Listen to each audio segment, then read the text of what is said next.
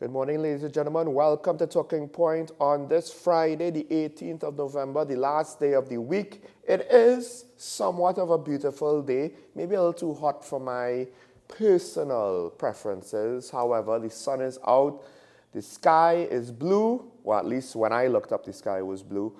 And the irony, of course, is we haven't necessarily seen much in the way of improvement, but at least in some regard, we haven't had any major incidents happen. I guess it all depends on how you decide what is major.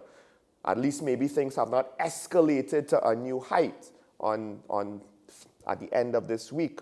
But to some extent now we need to hold our collective breaths. Now, my co-host, Mr. Keaton Shaw, he's unable to join us today, still recovering from his illness. However, we do have with us on a Friday our usual Wednesday contributor, Mrs. Karen Shera. She wasn't able to join us Wednesday last. However, she's here today, of course, to speak on some of the ongoing news of the week, as well as to give her opinions on the ongoing topics that she is involved in. Of course, one of the first things we do want to start off with is crime. But before we get into that, good morning, Karen. Good morning to you, Sean and Keaton. I hope you get well soon. You know, I think a lot of your wit. I think you're a very witty person, so I'm missing that. But I love being here with Sean. Sean and I have our little, what we will say, the contretemps, but we always do it in a respectful manner and always in the interest of the show. And to your viewers, as usual, I'm happy to be here with you on a Friday. So, I mean, there's a couple of things with regards to crime. We'll get into a different aspect of it later on. Yes. But just to start off, one of the things that I did want to hear from you is, of course, the crime situation is unfolding. The conversation is ever evolving.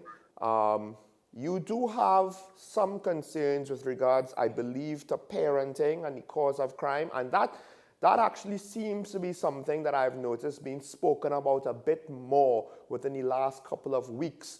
Both here on Talking Point, we had Judith DeVertile from Paideaux Learning Center in East Port of Spain, but I've also seen in other programs, in other articles, where parenting now, the lack thereof, has come into question. And you have similar concerns, Karen? Well, I have a different perspective, which I've kind of shared, and I noticed that the person who spoke about that was speaking about East Port of Spain. And as we know, East Port of Spain is part of the urban community. So what made me take a different look is that I was participating in what we call a needs assessment through different regions in the country to understand what are the major concerns of the different communities.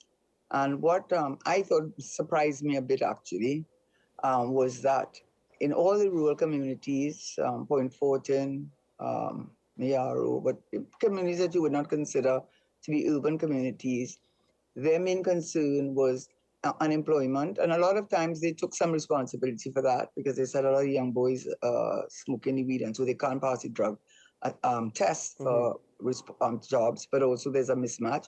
But what struck me in every single case, in every rural community, was that these persons, a lot of them were unemployed. Some of them got a URP. Or they were women mostly, yes, except for one case. They were women, and they were all single parents. They had children, and they had to depend either on these URP jobs or help from their family. But they all of them said, no, we don't worry about crime. We may get a stealing even from, but as a community, we all look out for each other. So it's when we leave our communities and go into the urban areas, that's when we know about crime. So when they report crime in the papers, to them, it doesn't impact them in the same way because they don't experience it. So what it drew to me was that these persons were poor, very poor, and even told me some of the young men would go in the bush and collect foodstuffs and coconuts and so on and come on the roadside and sell it to try and make $1, right? So there's no question there was poverty. There was no question that these were women who had no settled employment and were single, yet there was no crime in these communities. So what I would say what we have to do is, as a responsible government, is when we say lack of parenting, that's a very dangerous thing to say if when you look at a lot of the rural communities where there's single parents, that is not the case. So that argument therefore loses a lot of its currency. But if you look in the rural communities, so I think what the government has a responsibility to, and also respond in many levels, because people get labeled and we know who gets labeled, is for them to undertake, they have the resources to undertake a empirical data study and go through the various regions. We know the data already shows you that there's very little violent crime in all these rural communities. And when it is, it's coming from outside. Tobago is a good example. You know, there are lots of examples. Yeah. But what they need to do, which is what we did region, we did employment status, we did how many children, and we looked at that and we used that data to help us understand. And on every case, yes, there were concerns about other things, but never crime. So something is wrong with people continuously saying that it is parenting, lack of parenting, or lack of having two parents in the home has been the cause. As I've always said, it makes those communities more vulnerable and more easily accessible to those who wish to engage them in all kinds of activities. So what I would say in completion on that point, I think before the government makes another statement on that, because you are broad brushing a whole community, and it's really the young Afro Trinidadians, let's be honest. Before you do that again and continue with that mantra, you then do an empirical data study by region, employment status, how many children, whether there's a mother and father in the house, and whether there's crime and the nature of crime in the region. And when you finish doing that, then you can come to us and say, which I think you will have to come to us and say, the problem is not so much a lack of parents. It doesn't help not having good parents in the home, clearly. It doesn't help not having a good job. It doesn't help not being fully employed. But what we do know, it is not so much a lack of parental thing, but it's because the problem is one of urban poverty and the ills of urban poverty. And then you study what it is about urban poverty versus rural poverty that we see these murders. What is the cause? And then you come to the national community. Well, then I think to some extent, I agree and disagree in the sense that I understand that you're using the rural communities as an example, that in absolute terms, all things being equal, lack of parenting doesn't seem to have the same impact in the rural community. But then I think the difference in the two situations, the urban environment and the rural environment, is the population density, the amount of people in the urban environment. That's where the drug pushers and the gang leaders will seek to do more business than in a rural community that's more spread out, that has less potential customers. But Sean, what I'm saying is you are exactly agreeing with me. So I am saying, I heard the Prime Minister, I heard the Minister of National Security, I heard the Commission Police, and I didn't hear Ms. Devutai, who went to East Port of Spain, but she probably was saying the same thing, that everybody to a man is saying that same thing. And all I am saying is that it is unfair to use that as a reason for the crime, lack of two parents in the home, when in fact it is not that, but it is the conditions of urban poverty. Then you can say, Karen, the flip side to that is Ms. Devutai, at least, I didn't hear her, by the way. She presented data where, with her students now, so all of her students potentially, not all of them, because they're not totally from her region, but what she found was in her students, she saw a significant difference in behavior between those students who had proper parental participation, as opposed to those who, based on coming to PTA meetings, based on school activities where parents' involvement was required, she saw a behavioral difference. Sean, then all you are doing by saying that is reinforcing the savior mentality of middle-class Trinidadians and others who want to say You know why those people are like that?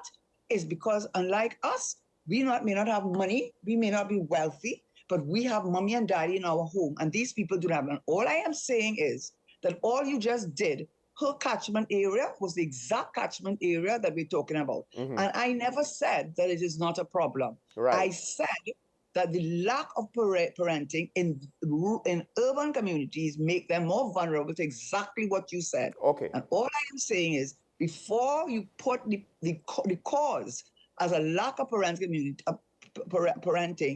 you got to first drill down and say, where is the crime coming from? What are the conditions that we notice in all the rural communities, Tobago included? They have the same issues that we have in the urban communities of poverty, unemployment, all those things, but you're not getting violent crime there. So what it is about urban living that makes those children who do not have the parental support in those communities and make them, and you just gave the answer. So instead of the government coming out and people coming out and creating a narrative, which is very, very dangerous one, a very dangerous one, to say the reason why those communities are like that is because they don't have a mommy and daddy, but we have a mommy and daddy, and even if we don't have money, all children are turning out well. And it is an unfair and an unreal narrative. And all I'm saying is, I am not a scientist, but I know if I want to say something as Prime Minister, as Minister of National Security, and as the Commissioner of Police, I would have the data to support what I'm saying. And I have a feeling if they did that, they will come to the conclusion that in the rural communities, there's no violent crime, and yet there's poverty, there's unemployment, one parent in the house. So the parental argument falls by the wayside. But when we go into the urban communities where there are parents, they don't have a problem. But where there are no parents in urban communities, there's a problem. So the problem really is the problem of having parents in an urban community. That's what you say. Well, so the flip side to that is you could still have children with parents that try to do all the right things and they still end up falling into crime. That's the life. Right? That's the life. But then, and then also there is the fact that, and I think, right, to be clear, it's the influences of the urban environment and the availability and the bad examples to follow, I think, which is one of the key things here, which has been spoken about in a different capacity with regards to our education system and lack of opportunities, and to some extent, that's how the... No, right, but hold on. So if the government wants to say that we have this problem, what I don't understand, to support what you're saying, is why are they propagating, to some extent, these urban environments that allow for this to happen? I just told you why. And you are saying, I think. We must stop thinking. People are, statistics, you know why people are afraid of data? Because when you get data and you continue to give a narrative of anecdotal and things and push a narrative enough times, that's all propaganda is. Well, the flip side is you could use and manipulate, or you could cherry pick your statistics and they will be valid statistics. And then the social scientists and all the other people will be able to do their narrative. All I am saying is, you yourself said it. Yes. You yourself said that in urban communities where those that have parents and do not fall victim to that. But when they don't have parental supervision, they are ripe for recruitment. Yes. So what we are saying is to make a broad brush statement about a lack of parental lack of parent in the house is not to deal with where it is coming from, why it is, because then it means that Tobago, which is 90% Afro-Trinidadian, Afro-Togonian, they are criminals too. That's what it is. Right, but the final point I wanted to make was, given that the government is identifying, they've stated this as a problem, right? My question is now, to go another step further, is with regards to things like the Todd Street development, why are they looking to propagate these sort of condensed urban, low-income environment where you will have a higher propensity, a higher density of people ripe for recruitment, basically, or But there you go. And you know that it has been said I mean, I went back before we came on. I understood that the PS for Planning and Development had said no. No, because for the same reason, you have about 7 schools there, and on one show when you did make a point, which was true, that a lot of the agency housing programs are hotspots for crime. Well, you see that And all over the world. So there are a lot of young children being there, and you just saw the Roseville incident, and there's very little green space available there, and a little bit of green space they have, just for the children to have some place in an urban environment to play, to fling their kite, to play cricket and play football. Quite apart from that component, which is good for your psychological well-being, you can do it outside of there. But it seems that one of the arguments that cabinet overrode the a recommendation of the PS of Planning and Development, and the Minister of Education said it's okay to she has no problem with it. So there goes. Do I need to explain anything about that? I don't need to explain anything about that. And we've had callers from San Fernando that have complained that they are seeing similar issues with urban poverty and crime escalation in their city. So I'm not too sure if this is a well thought out idea, especially since why does it have to be in the middle of the city to potentially cause more congestion? Can't we try to spread these? There's a lot of land around San Fernando that's available. Because according to the view of, and this is something that has happened, it may be considered what you call voter padding. If you have, I'm not saying it is that, but I can't see any other viable reason. And so all I am saying is this. This is what I really am saying. Well, the Third Street story in itself is very, very worrisome, that the Minister of Education could override a permanent secretary who's a technical person. He's not a politician. And that's not the Minister of Education's field. That's not her purview. Not only is that, it's not only that person, her field, but the advice is coming from the technocrats, not the politicians, that you should not do it. So their advice is not tainted by political considerations. Their advice is being based on planning and development and the things to take in consideration. So therein hangs the tail. All I am saying is this, and all I would like to say is that when the government comes out and makes very, very damaging statements and that are taken up by those who like the statement because it helps them to push their own narrative and say, well, look, the government said it. Look, the Prime Minister said it. They need a response. They need to be more responsible and do a study, because in fact, when I was doing my MBA, one of the most senior police officers was in the class, and her group had done a presentation the week before. I was in the class with Kamala and all of them. I was in that class with all by time. It's interesting. But I won't say who it was, but it was a senior police officer. And she had done a thing at that time, it was how long ago, so many years ago, but she identified where the crime spots were. And after having heard her say that, to hear the next group, which was made up of mostly the disenchanted UNC former ministers, I don't want to call anybody's name, but they made their presentation, and in a very insidious and in a very crafty way. You have to understand, when people build a propaganda doesn't work if I know you're doing it, If I know what you're doing, then it won't work. It has to work when I build it and build it and I build it until I get you to say, it's true, because I carry you along a path. So the path that was being carried along was really using American examples of Gacy and Daimler, who are both serial killers, who are both white, and who are both American, and the most heinous people.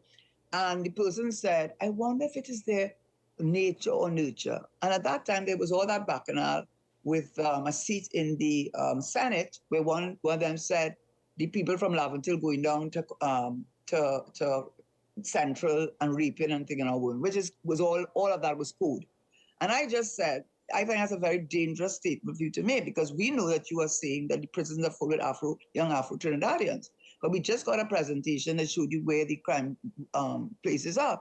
And if what you're saying is true, Tobago should be overrun with crime, as should Togo and Point Fortin. So there must be something about urban living and the urban conditions that make them Yes. particularly accessible. And all I'm saying is the government should be more responsible than to come out there and see what they say and do this study. And when they do their study, release this study and then reckon. But maybe they don't want us to know why it is that the urban communities are overrun with crime, because those young men are being recruited to be involved in the underground economy. Well, Karen, I mean, at the end of the day, the problem with doing good work is that it will get you rewarded with more good work. If they do the study, they'll have to actually do something with the results. But we have to take a break now. We're way out of time on this segment. When we return, we'll get into, Karen was in the news again recently for a decision and action that she finally undertook with regards to the internal elections of the PNM. So we'll get into that when we return.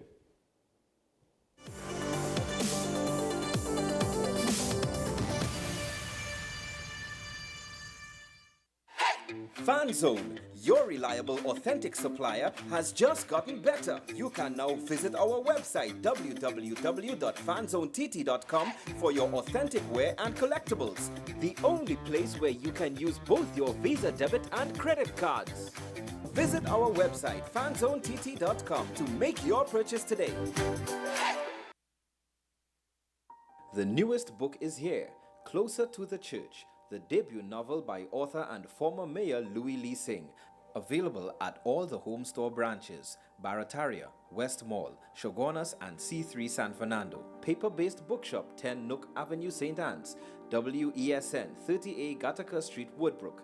Metropolitan Bookshop, Ariapita Avenue, Woodbrook, and all RIK bookstores nationwide. Available online as paperback on Amazon.com and Kindle for e-readers. For more info, call 628-5835 or 389-6504.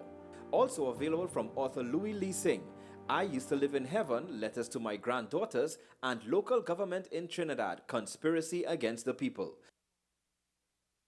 Your Christmas is safe with us at PCU. Police Credit Union. Police Credit Union. Your Christmas is safe with us at PCU. Police Credit Union. PCU. Police Credit Union. Get an easy zero-interest Christmas loan at Police Credit Union today. Borrow up to $25,000 with affordable monthly payments. New members, you get up to $10,000. No interest, no installments until January. Apply online at www.policecreditunion.com. Loan subject to credit approval.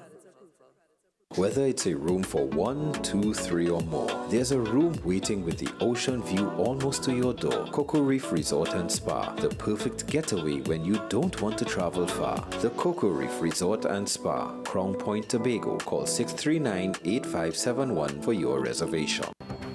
The issue, the continued rise in the price of flour and its impact on the cost of living in Trinidad and Tobago. How should we go about it? I want to ask you, what has been revealed to you about the state of vulnerability in the country because of this exercise and because of what we're going through? Is the government losing the war on the vaccine front? The discussion should revolve around the common good for the greatest number of people in Trinidad and Tobago. How do we inculcate a sense of respect and regard for people who may not be of your own political ilk or persuasion? The communities are now being used by political opportunists. So when the tables are turned, it's the same way. Okay, this has been 10 Questions. I'm Andy Johnson, and we'll see you next time.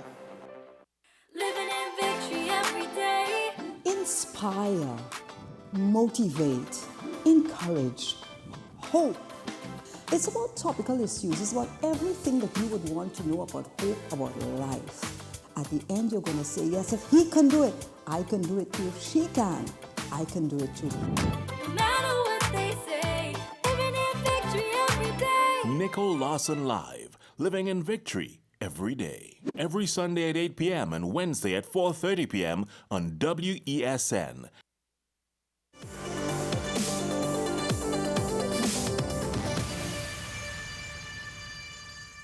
Welcome back to Talking Point, ladies and gentlemen. Of course, we have the good lady there that is fighting the good fight.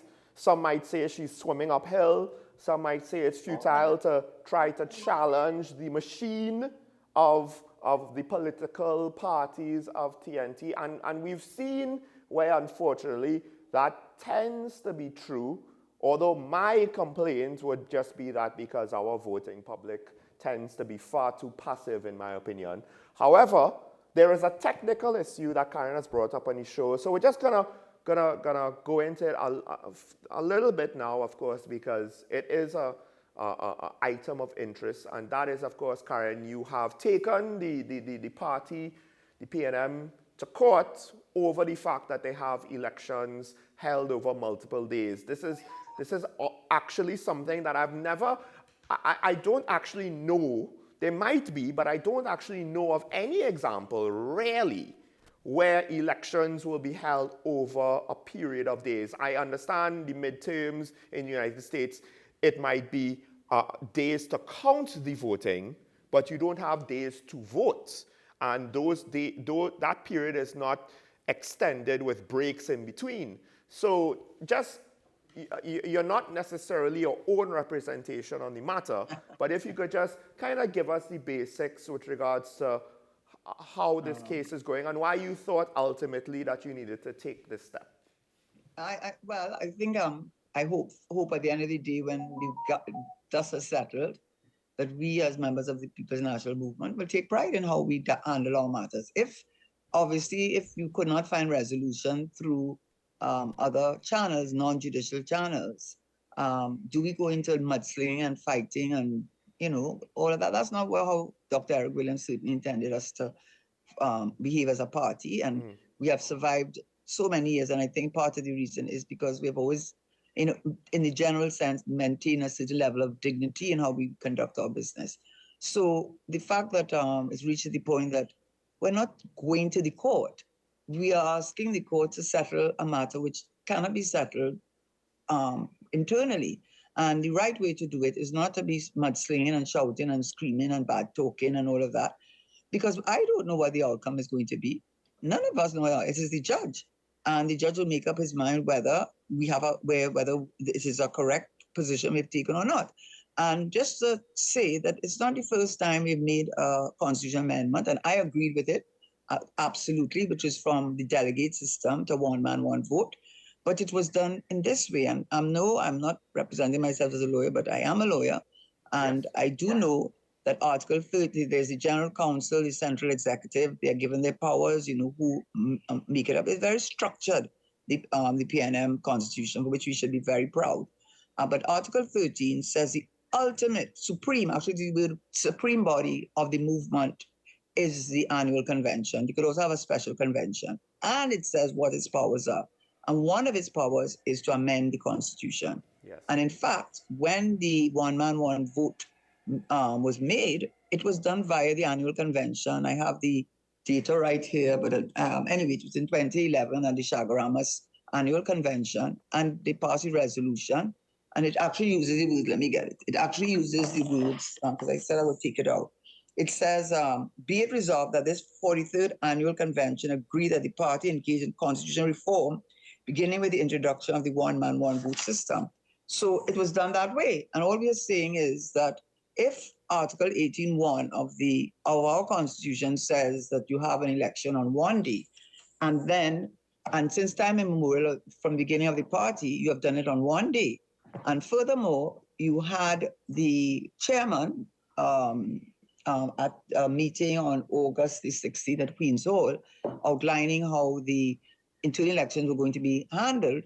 He made a point that they wanted to mirror the EBC. And they actually used that. We wanted to mirror how the EBC did their business, and therefore they wanted to get polling cards. But that didn't happen. But I'm not going to make a thing of it. But it said they wanted to mirror how the EBC does its business. So if that is so, and if 18.1 says an election day, and if that's how the practice and understanding of that 18.1 has always been one day, and if that is how all parties, and let's say using the EBC as your example, in the internal elections, over 100,000 members, they have shown and they have said it, that you get about 9,000 people voting. Now, 9,000 people voting. When you have our national elections, it's hundreds of thousands of people. And in that, if you're using EBC as a guideline, they do it on one day. You just said the midterm, they do it on one day. Not only that, but our other major concern is that when the voting is ended at 6 p.m. and this, as you say, you're still tallying, and the television stations telling you as voting, the numbers coming in from the different constituencies. But it's done one day, and the votes are tallied on that same day. To have it spread over 26th to 27th, and there is a big gap, which I don't know what the reason is, up to the 4th of December, and saying you want to give people a chance when it's only about 9,000. Okay, let's go 12,000 people going to vote, right? And you're saying that then the EBC, what it does, and what all parties do, national, I mean, this is really unprecedented. What they do is where they reach the designated spot, whoever is going up, whether now it's a party, but in this case, it's for positions within the party, you immediately open up those boxes, you tally the votes, and you would give each person, if they're going up for election officer, whatever, person welfare officer, whatever, the results of the vote, they get a receipt showing that. You have a main form in which you would tally it, get everybody to sign off and date it. And so wherever you put those boxes, however you tie it up with string, padlock, whatever you do with it, wherever you put it, it can't come back lighter, it can't come back heavier, because we have a receipt that shows what the results were. And you should want that. Why don't you want that? That is transparency.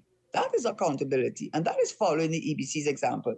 And just by way of showing you how it's very unfortunate, they had undertaken this deadline for themselves. One of them was to get preliminary members list by September the 10th. Well, we just got it just about 2 weeks ago. But you know what is even more disturbing? On the preliminary members list, there's no contact number, there's no email number. When the EBC does its business, no party gets the contact number or the email address of any voter. You as a party could go and get it. They give it to no party. You know why? Because that's an unfair advantage. Yes.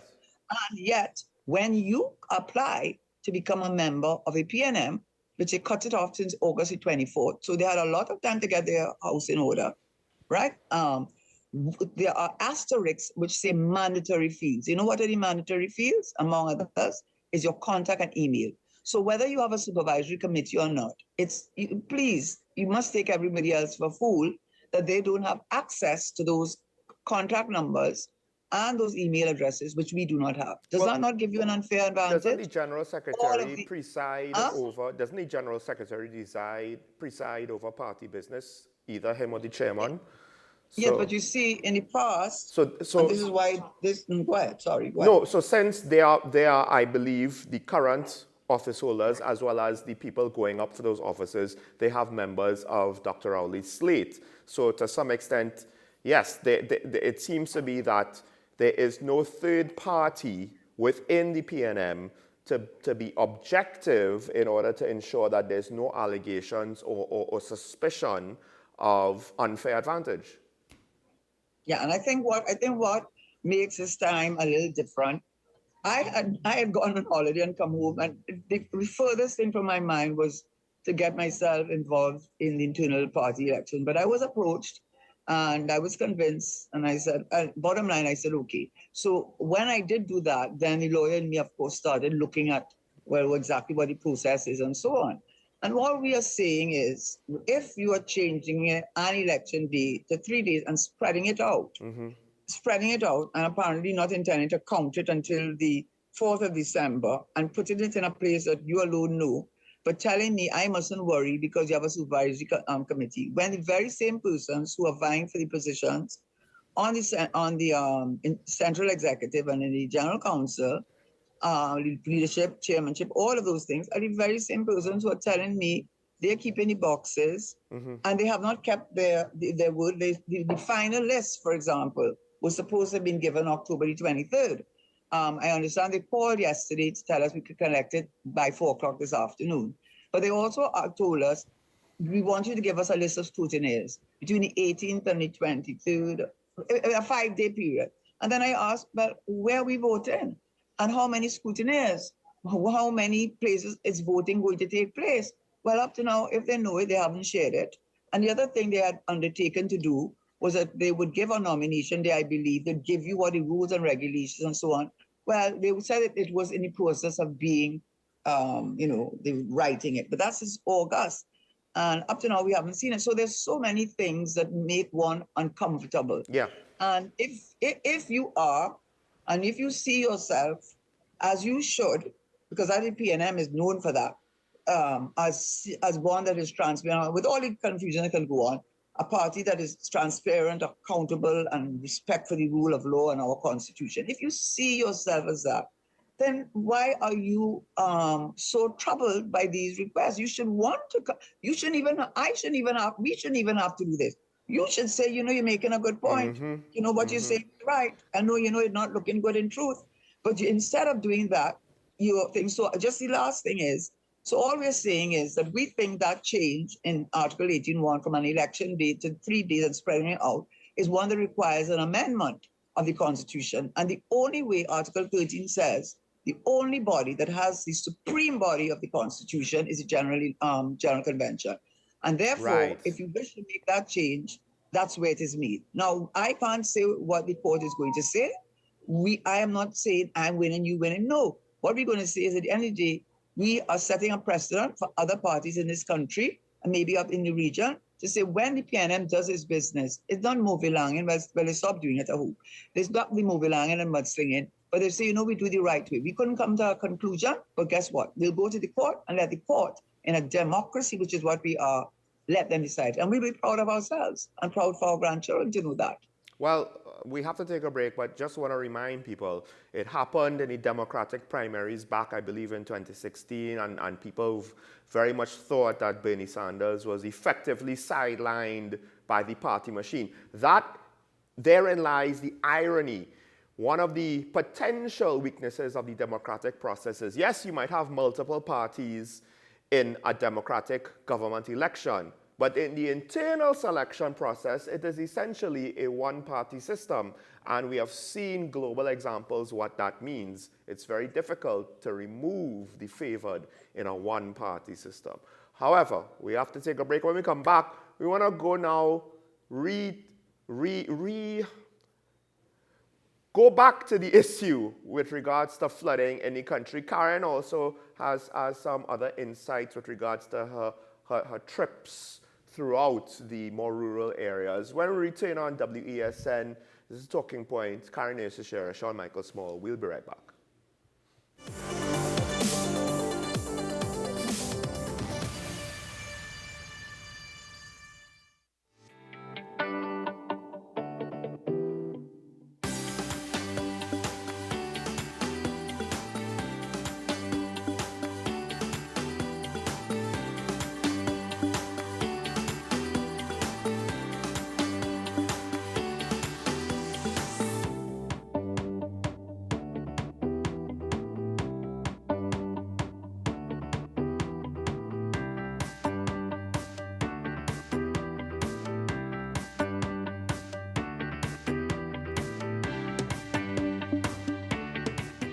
Whether it's your family meet and eat or your own personal getaway retreat, a business trip accommodation, or a couple's celebration, the Cocoa Reef Resort and Spa has room for you. There's always sumptuous, delicious cuisine and the gym and tennis court for a good workout routine. Then relax by the pool or on the private beach, or just head to the spa. It's also within reach. The Cocoa Reef Resort and Spa, Tobago's best beach resort. For reservations, call 639-8571 or check our website.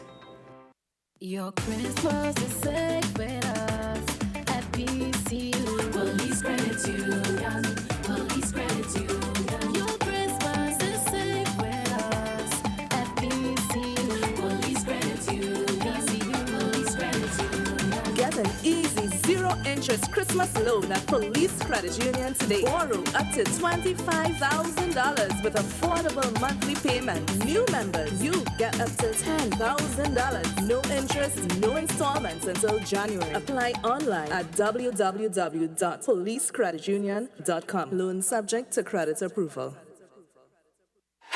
FanZone, your reliable, authentic supplier, has just gotten better. You can now visit our website www.fanzonett.com for your authentic wear and collectibles. The only place where you can use both your Visa debit and credit cards.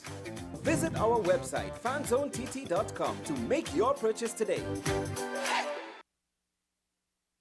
with society plagued by a host of issues, with debates surrounding our urgent concerns falling short, with questions of our future not always being answered. The conversation continues. Join me, Kemuel Pascal, as the voice of the youth comes to life. We will confront the controversial topics of today's world to gain answers that are key for a better tomorrow. One and One with me, Kemuel Pascal. Wednesdays at 10 a.m. Only on WESN, Content Capital. Here's your chance to win a brand new Mazda CX-30, courtesy Movietown. Simply spend $200 or more at dbetstoys.com, Movietown, Port of Spain. Promotion ends November 12th. Visit the store, you better shop online. You better call us now, I'm telling you why. dbetstoys.com is the Movietown, Port of Spain. Hey! Is it politics? What is it? Is it that nobody cares about sports? The kind of support that sport used to get in the past is no longer here. The thing is, taking a knee doesn't mean that that's the only thing you're doing on it. Right. Taking a knee along with other stuff. Samantha, what are you looking forward to when you return home to Trinidad and Tobago after winning the title? Thank you very much for speaking it into existence. Is there no pressure on Nicholas Ball? It makes me more motivated to work hard and to go out there and rep the white and black. Why are we sending a team to the Winter Olympics? There are a number of Trinbagonians who are in the diaspora and have grown up in winter sport. It's an opportunity that the Trinidad and Tobago Olympic Committee will not close the door on. I also believe in the players that we have. Once you can motivate the players, you can get the best out of them.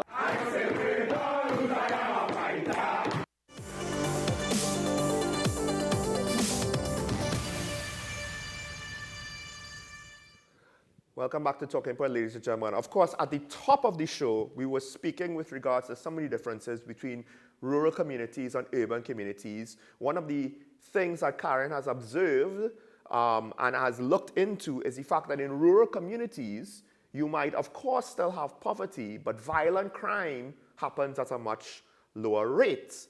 Rate, not total number, but ratio, relatively speaking. However, with that said, there is also an important thing to consider because Karen mentioned that because of that, crime doesn't seem to be one of the major concerns in these communities. It's only when they leave and have to interact in the parts of the country where crime is shooting up and well, pardon the pun, to new heights. What is a concern, however, is the issue of flooding. So while some of us might look and might not even be aware. At some point this week, I wasn't aware how bad the flooding in Port of Spain was because I didn't have to drive into town to get home. But, of course, crime is very obvious to me. But for other parts of the country, they're not experiencing the crime, but they are experiencing the flooding. And Karen, now, really and truly, what is the difference? How bad is it? What is the difference in priorities with regards to flooding? How bad does it get for these rural communities? Right. And I think, first of all, we have to acknowledge that climate change has played a major part because I think all of us are shocked at the amount of rain and how easily we flood. How easily we flood with just, sometimes it seems like not much rain. Well, I think, not only that, but it's the torrential level of the rainfall. Yes, at times, yes. And the length at which it lasts. But when you say that, you see, this is the thing that many people complain about. And I have a feeling if you are living in South Trinidad, which is for some Trinidadians who live in the north, they think once they pass the lighthouse, they've suddenly gone into South. But what it shows is there's a certain level of insensitivity even on our part, even I would say that I think have, because we focus so much on crime, and then you realize, but wait, when you speak to these people living in these rural communities, they tell you they leave their door open. Everybody knows the little one who's stealing at this, stealing at that. They do complain that the police do not respond as quickly as possible. They have complained that when they have made complaints to the police that they are less than months would take and nothing is done. They have said that to me, I will say that. But in terms of serious crime, none. But what it came home to me when you read the newspapers now, you see all of those pictures with the flooding and all of the flooding happening more in the south of Trinidad. It's as if we think the crime is the only thing. It's crime the only thing because it affects people in the north. No, flooding is a very big thing on many levels because I actually had done a paper, which when they, among the many articles that I wrote when I was supposed to be being very quiet, I did something on agro industry, and I looked at Holland, and they have a saying in Holland that God made the world, but the Dutch made Holland. And the reason they said that is because about 2/3 of Holland is under sea level. Port of Spain is under the sea level. So that is why we get flooding too, because we are below sea level. But the difference between the north and south, if I may put it that way, is this. What do we really complain about in the north? We complain about traffic jams, how it takes us so long to get to here, to there, and the occasional landslide, which is dealt with pretty quickly because of the ability to deal with it quickly. But what do you say about the people living in the south of Trinidad who are really, yes, Aranguez is a food basket, this is true, but a lot of the rural communities, they are involved in agriculture. How do you say to them that they planted up their lands with bygone, tomato, whatever different crops and cucumbers and so on, and to have it flooded out and they lose all their crops? They lose their life. This is not about inconvenience. This is about livelihood.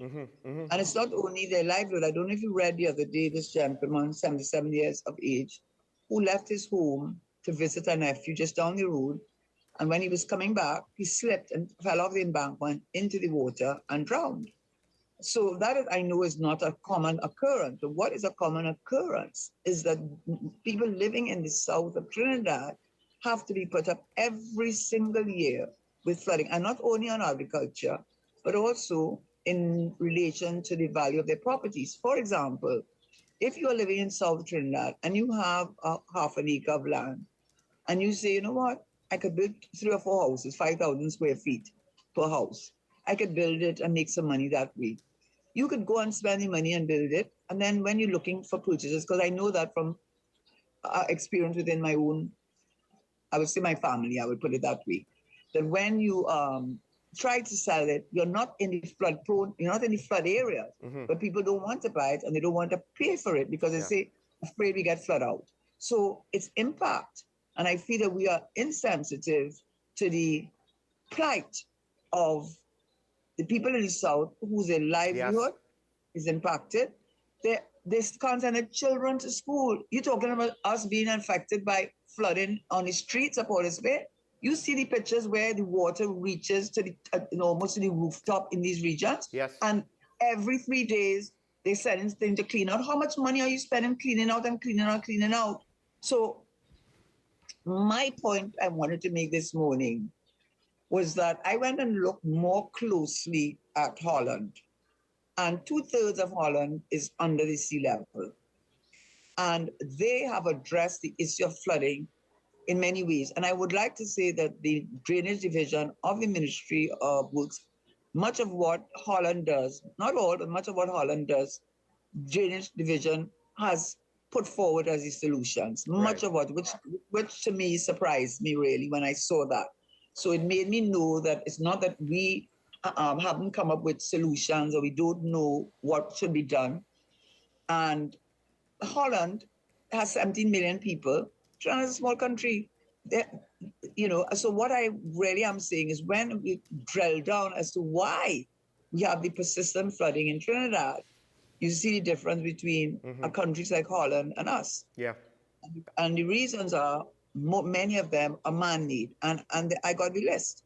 The list was illegal quarrying, illegal dumping of refuse, building of houses or on a hillside, which are more than 2 floors, 2 levels high. Also the lack of enforcement of the laws, the indiscriminate disposal of solid waste, the unauthorized excavation and quarrying, the unauthorized deforestation, inadequate law enforcement. I suspect in Holland, they have the discipline that does not happen there.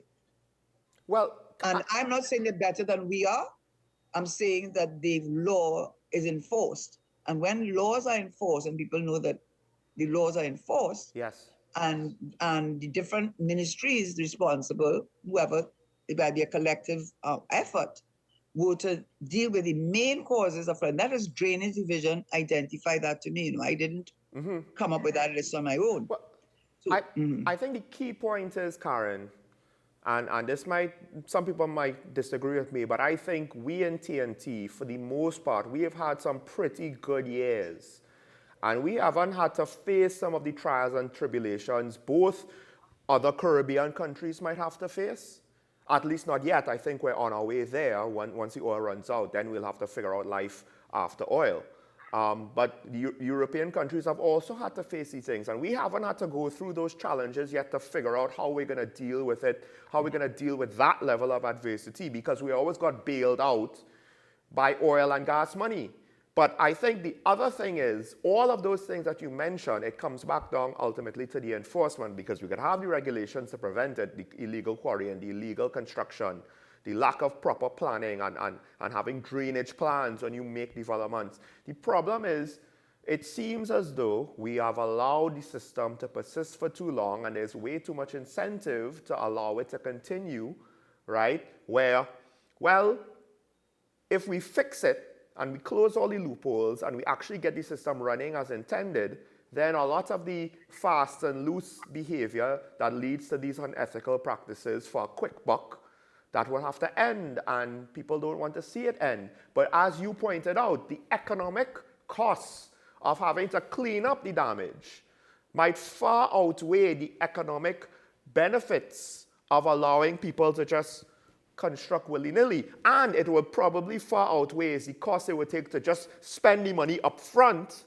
and do things properly, spend the extra up front, get the drainage plans in place, maintain them properly, don't allow people to disrupt them, to disrupt the water table, to disrupt the natural flow of water with regards to quarrying, with regards to deforestation.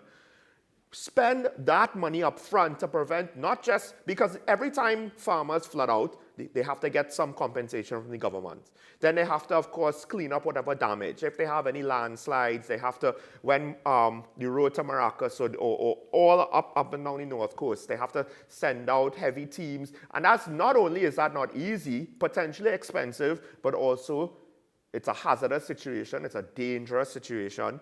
So but at the end of the day, there's a lack of political will, because who wants to rock the boat? Who wants to rock the boat? But in this case, it is the short-sightedness of not seeing, right, how the economic damage, well, I mean, when I say short-sightedness, I'm not saying that they are short-sighted, but I'm saying that the situation is short-sighted, right? You are ignoring the economic damage that is occurring. And for what gain? The gain does not compensate or counterbalance the damage and the losses. Yeah. Could I say something in relation to three things? That's where the Dutch disease came from. Yes. It came from Holland because, right. And you know why? They were also going the same path that we were, with relying on natural gas, until they realized that if that ran out, where would they be? They are the second largest global exporter of food in the world, $100 billion this year, 90 billion last year. They're the size of Maryland. That's number one in terms of the Dutch disease. What caused them to do that? Well, one of the things that you people may not know is during World War II, towards the end of World War II, the Germans decided to blockade all of the entries into Holland, because Holland is right on the sea line. And they were literally trying to starve the Dutch to death. And it was a lesson learned by the Dutch that they needed to be self-sufficient in food. And on an economic point of view, we import 80% of our food, $5.7 billion. And we know that the cause of inflation in Trinidad, in America, and in the UK, but we talking about in Trinidad, when you look at the major cause of inflation in this country is food inflation. And when you see, I actually got the data from CSO, the minimum wage of $17.50. If you worked an 8-hour week, at the end of the month, you're working for $2,800. Let me see if you could, and you might have one child. So this is not just about the economic thing in a general. This is a suffering of our people. Why do we always think about ourselves in the north? The suffering of the people in the south. Yes. They are the breadbasket. The psychological impact, the impact on our inflation, the impact on our foreign exchange reserves by importing so much food. There are so many reasons why the government should deal with it. And the question you have to ask is why. And that's what I have to say. I know And just to add to your point about the fact that, okay, we get so caught up in the big urban life. When we went down to Moruga, I finally understood, not to say that I didn't want people to protest for the road conditions, but you know, he always said, why are they going so far and they potentially damaging the road further? But the main thing is, in some areas, yes, roads in Port of Spain are bad, do not get me wrong. They are actually ridiculously bad for what should be the capital where politicians actually come to every day. But certain parts of the country, it's our next level. And that level of neglect is, I could not begin to understand what the people living there, how they feel, because that's a different level of neglect, really and truly. The state and conditions just of the roads, just of the roads. You know that? You know, I mean, I'm on some sites, you know, some, what you call it, you know, where you have it, and you know what they say? There's a North and South Trinidad. Maybe we should divide Trinidad into North and South. That's where it has reached. That's the conversation I have heard from intellectuals. We have to break for news on the hour here on WESN. Of course, when we return, we'll open up the phone lines. Last chance for the week to call in. And of course, we have Karen Shera with us. If you have any questions for her, she is a wealth of knowledge and experience with regards to the happenings of the country. Or you could maybe throw me a board and give me a question or two. Stay tuned, of course. Talking Point will return, but news on the hour right now.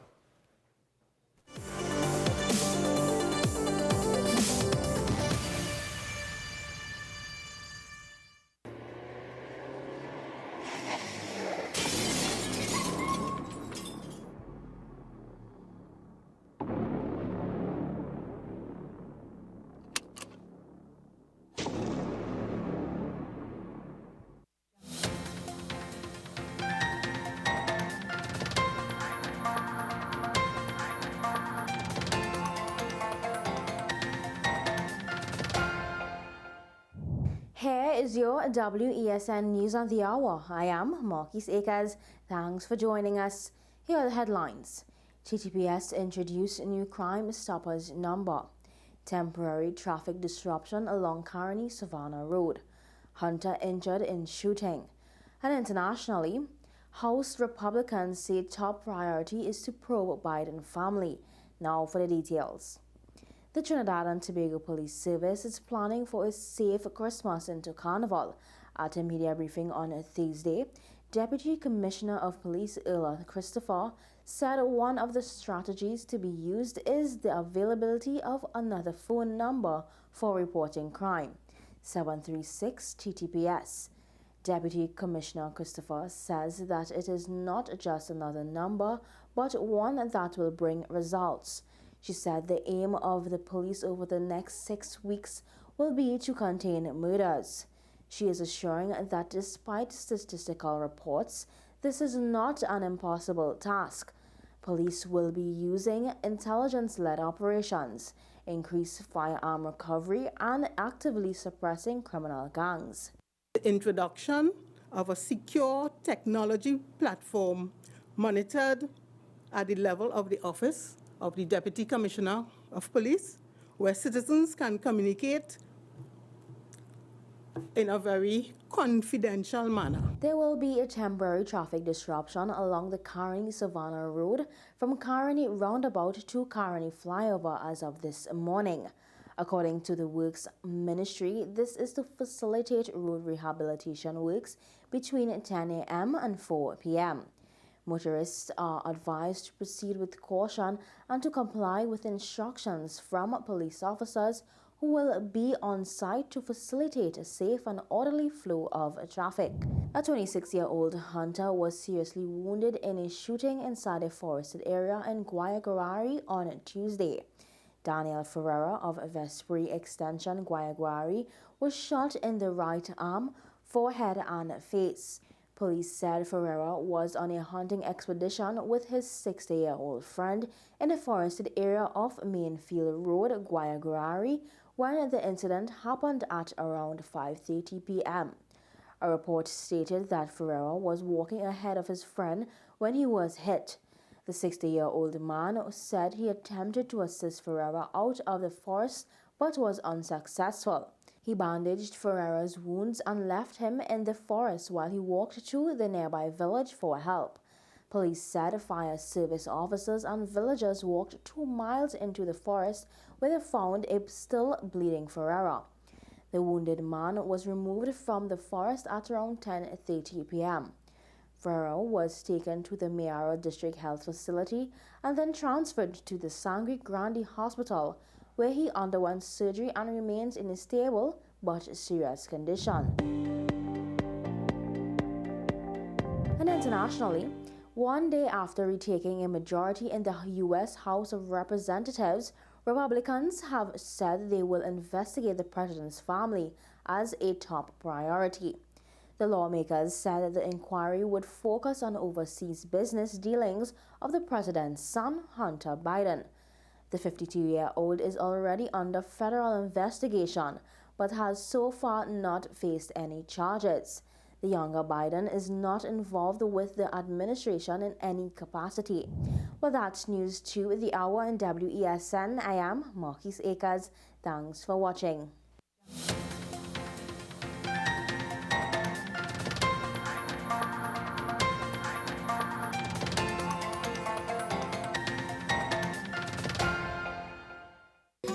Take some time for yourself or spend some time with the family at Sandy Point Village Hotel. Enjoy our various studio and suite apartments, self-contained with their own kitchenettes and Wi-Fi. We also have our famous 100-foot swimming pool and our beachfront restaurant, the Steak and Lobster Grill. And our location in Crown Point puts us near the center of activity from the nylon pool to the local nightlife. Call us and make your reservations at 639-8533, 389-2378, or email us at sandypointvillagehotel@gmail.com. Living in victory every day. Inspire, motivate, encourage, hope. It's about topical issues. It's about everything that you would want to know about hope, about life.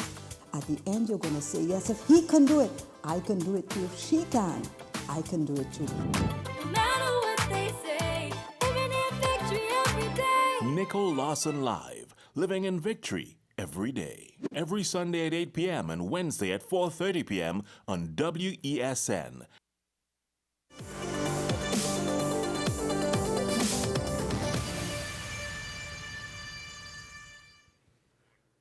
Welcome back to Talking Point, ladies and gentlemen. Of course, now is the time where we open up the phone lines. We want to hear from you, the viewer. This is the last chance for the week.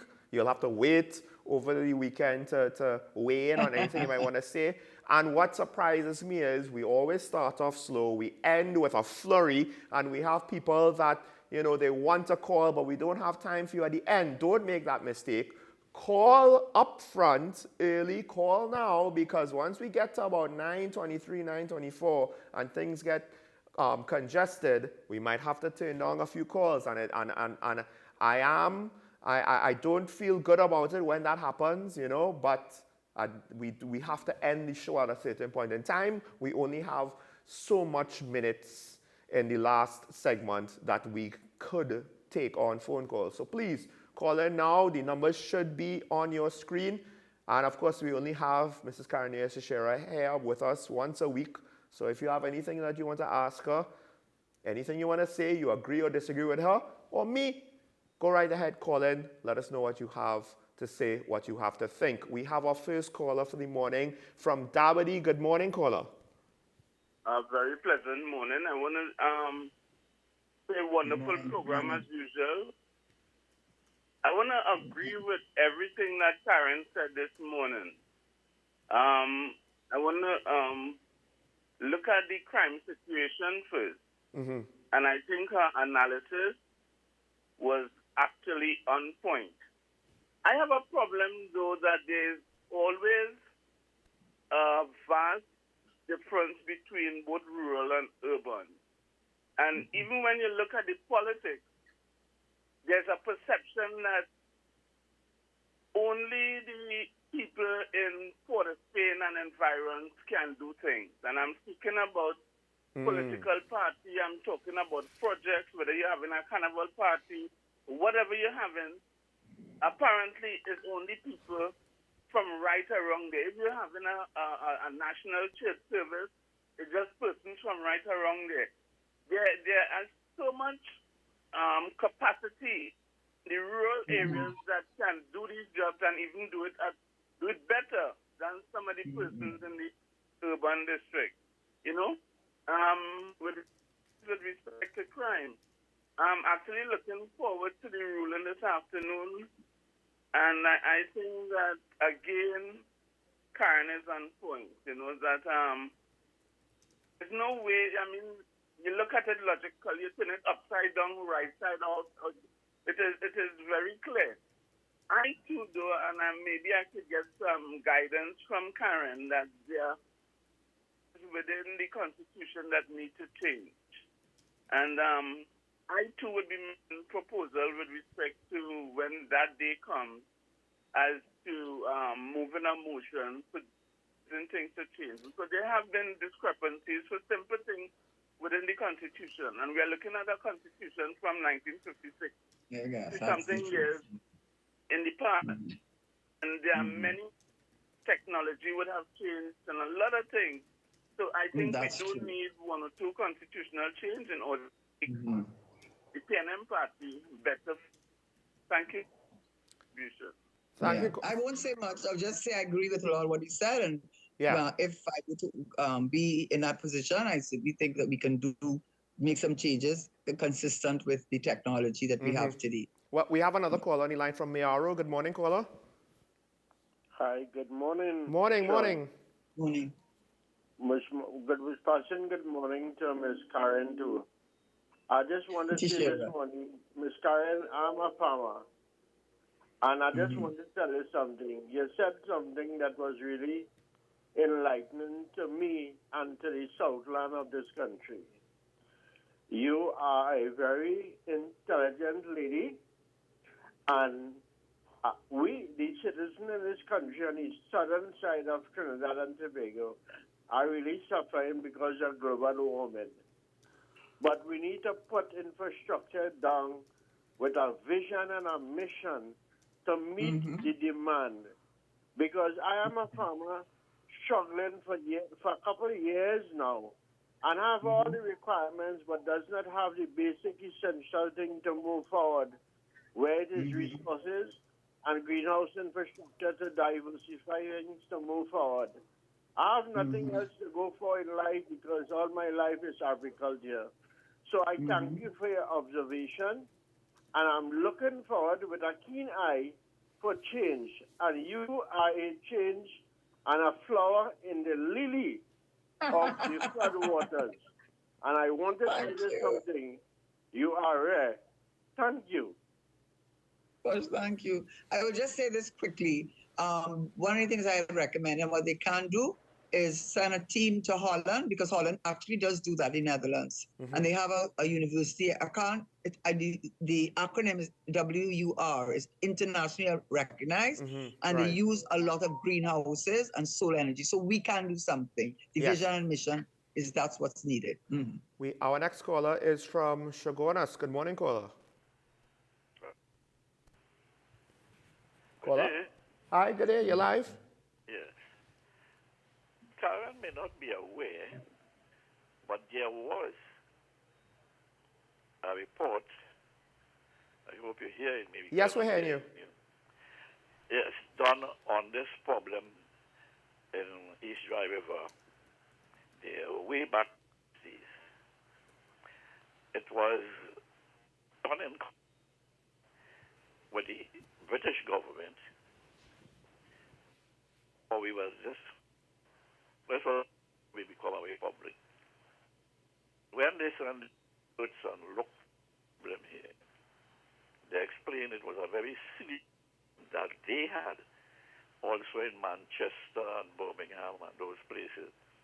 And it was due to these large areas, urban areas, have an area the poor people used to live in. and these tend to deteriorate. And one of the things that it caused our problem to further deteriorate, Williamsville also Caller, people from. Caller, you're cutting off. I don't know if you could call back because we're losing too much of what you're saying. We're not hearing everything that you're saying. So I'm sorry if you could hear me. Maybe you could try to. I told you all this before, you know. maybe you could try to call back so we could get a better connection. But I tried for so long before I got all. I know. I'm sorry, but no problem. I didn't want to stop you, but and I thought that it cleared up. But got enough of what he said. Yeah. So I don't know if calling back might help. If I could get through, but if not, I'll call next weekend. Okay. Thank you. Thank you, though, caller. I kind of think I know where you were going, just a little bit, not all of it. And yeah. I really was interested to hear what you had to say with regards to that. But we do have another caller on the line from St. James. Yes, good morning. Morning. I just wanted to... Hello? Hi, yes, you're here. Go ahead. Okay, yeah, I just wanted to deviate a little bit. Sure. Some time ago, Karen mentioned that I can't recall who the person was, but said that the guy has a law degree, but he's not a lawyer. I don't know what the difference is. The second question is, how does a lawyer become a senior counsel? Who does the upgrade, and what sort of what's the process there? Right. So you become a lawyer. You have to get our system, you have to get your LLB degree, which is usually from KVIL. Some people go to England because they just can't, or to Jamaica or Trinidad where you have a faculty of law. But once you get the degree, then you have to go to law school. And in law school, either be in Trinidad, Norman Manley in Jamaica, or the law school in Bahamas. And for some, because there was an amendment made to the Legal Profession Act, people are able to go abroad and get qualifications and be in chambers of someone for the minimum of 6 months who was in practice at least 10 years.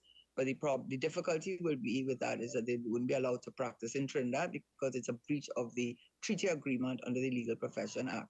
How do you become a senior counsel? Well, I think there are a lot of considerations. I think they've asked for clarity on that because certainly there's some people I think should be senior counsel based on their ability and so on. And some maybe you wonder how they got it. So I don't know the answer to that. I do know that they do ask the profession, the legal law association, I do know they ask the opinion of the senior counsels that they are in place. Ultimately, I do think it comes down to the Prime Minister making a decision, but I'm not sure, so don't hold me to that. Okay, thank you there. We have another caller from San Fernando. Good morning, caller. Morning, caller, you're on the air. Don't listen to the TV, caller. Take the TV down, listen to the phone. Morning, you're on the air. Yes, I have a question. Trinidad is one of the major producers of ammonia and urea. Mm-hmm. But I don't see any effort being made to create an industry for the manufacture of fertilizers for the agricultural industry. Currently, we import a lot of the fertilizer. And to me, there's a lot of kids that are possibly in Guyana for fertilizers for the agriculture industry. That's a question that I haven't been able to get an answer for. Thank you. And thank you, caller. That's a very good question. All I will say is that I know the government has said, and I know when Mr. Manning was there, they were going to go further down the value chain in the petrochemical, and that means boilisas. But one of the issues will be for anything that they wish to do there is natural gas, and we simply don't have it. Actually, I don't even know how some of the companies are, that are currently in operation are in operation because we just do not have the natural gas side. So that's a good point that you made. I know too, though, let me just say that more and more in Holland, they do not use chemicals. They pride themselves on using organic and not using any fertilizers. But I mean, they can afford to do that. But there are countries in Africa and in there we have to do that. So I guess the government can answer that better than I mean, my contribution to that question is very simple. Everything that isn't directly related to oil and gas, we kind of treat as a second-class citizen, the red-headed stepchild. So agriculture, they could say diversification all they want. We haven't seen it. We haven't seen the effort in anything except the direct industries related to oil and gas. We do have a caller from Diego Martin. Good morning. Hi, Sean and Karen. Thanks. Good morning. Keaton, hi. I think we can all agree that some parents have not instilled proper values in children. We say that all the time. Some have abdicated responsibility totally. But I also vehemently oppose the theory that single parenting means bad parenting. I'm so sick of hearing that. It's just, been said forever and ever. But Sean, I think what Karen is saying is that inner city crime is more prevalent mainly because of predation. The predators have easier access to greater numbers in condensed spaces in a shorter time.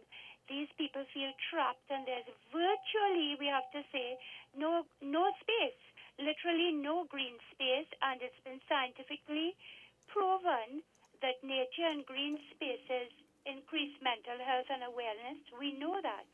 And, of course, there are a myriad of different things, so this is just touching the surface. Also, yes, they are afraid of science and data. We know that because it's going to show them up and show the truth. Keaton, best wishes. Have a good weekend, everyone. Thanks. Bye. Thank you, caller. Well, I mean... He always makes a good contribution, I must say.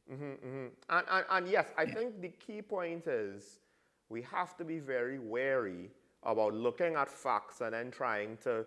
And I think, I'm not sure if we continued on air or off air, but it's the conclusions that you then draw from the data and how careful or lack of care you are coming to very oversimplified conclusions. Well, because of X, it has to be Y. Well, no, because you have to really dig down into these things. And yes, race comes into it a lot, where because of this situation, then we want to say all of this race, where in truth, the situation is not just the race of the people there, but all of the conditions, the socioeconomic conditions, the geographical conditions, a lot of practical just considerations. Human behavior is influenced by just some of the practical necessities of where they're living. And it can can I just add to that? Can I just add to that? The difference too, if you're living in an urban community, you can give me all the CPAP and URP will Q1. That's how much they're going to give me at the end of the month, $2,000. But these people who come and recruit, and they will pay $5,000 to take a load X, Y, and Z. They're not going in rural communities to go and do that. They wanted to send in that geographic area.